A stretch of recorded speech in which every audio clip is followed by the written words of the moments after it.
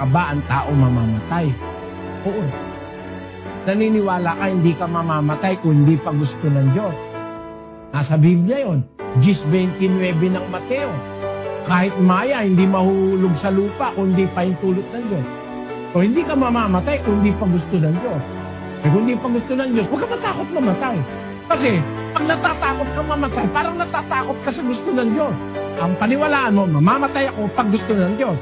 Pag hindi pa gusto ng Diyos, di pa ako mamamatay. Yun ang paniwalaan mo. O maaalis yung takot mo ka.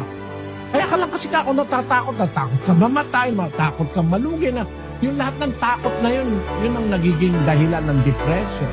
Huwag kang matakot, maniwala ka sa Diyos.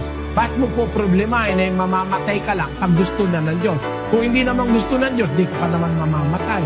Maya nga, hindi mahuhulog sa lupa kung hindi kalooban ng Ama na nasa langit kung yun lang maya, maliit lang ng halaga nun Mas malaki ka sa maya, mas mahalaga ka sa Diyos. Hindi ka niya papayagang mamatay nang hindi mo pa oras. Handa mo na ka sarili mong mamatay para huwag kang matakot. Nawala nervyos niya nung matutong magtiwala sa Diyos.